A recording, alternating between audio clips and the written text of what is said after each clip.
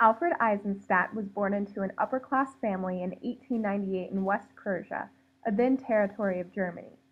Eisenstaedt was said to have been pampered in comparison to other children during the era, and when he was given a camera for his 14th birthday, he quickly lost interest in the present. It wasn't until after fighting in World War I and the loss of his family fortune that he developed a love for the art of photography. In 1925, Eisenstaedt set up a darkroom in his family's bathroom after a friend taught him how to enlarge photographs. At the time, such a feat seemed revolutionary. Eisenstaedt began taking pictures of things he saw in everyday life. Standing at a modest 5 feet 4 inches tall, he was able to squeeze into a room or a crowd unobserved. This allowed Eisenstaedt to capture candid moments that may have escaped photographers that had a more conspicuous presence. Eisenstaedt sold his first photo, which was of a woman playing tennis, for $3 in 1927. This was at a time when modern-day journalism was in its infancy. From his first sell, Eisenstadt's career picked up momentum and he began snapping photos of local cultural events and personalities for the Associated Press. A few years into his career, he began using a Leica camera, the first 35mm. Eisenstaedt would use the same model camera for the rest of his life. Wanting to escape the turbulent political winds in Europe, Eisenstaedt left his homeland for America in 1935. Soon after arriving in New York, he met Henry Luce, the co-founder of Time magazine. Luce was just starting up the now famous pictorial magazine, Life, and hired Eisenstaedt along with legendary photographers Margaret Bourke-White, Thomas McAvoy, and Peter Stackpole. Eisenstadt's career with Life magazine would last for nearly 6 decades and include over 80 cover shots. Eisenstaedt toured the country, taking pictures that offered a glimpse into American life.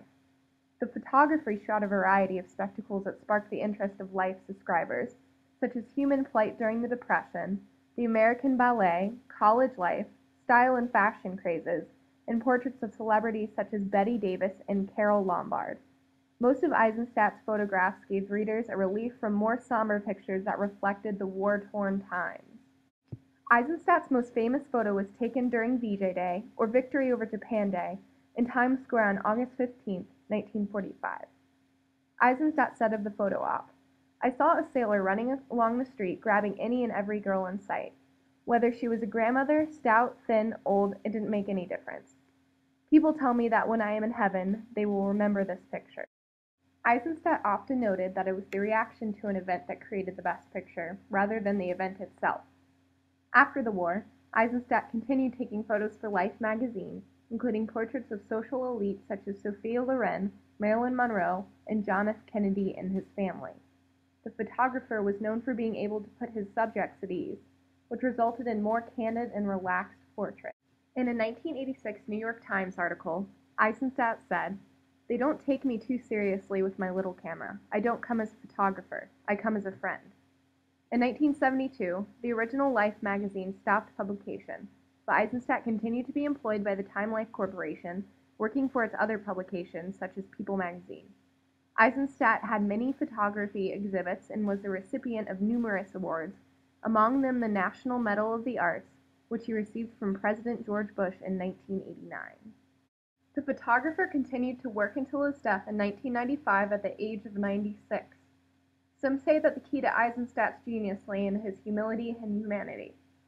"My style hasn't changed much in all these 60 years, he said in an interview a few years before his death. "I have to be as much as a diplomat as a photographer. People often don't take me seriously because I carry so little equipment and make so little fuss. When I married in 1949, my wife asked me, 'But where are all your real cameras?' I never carried a lot of equipment. My motto has always been, 'Keep it simple.'"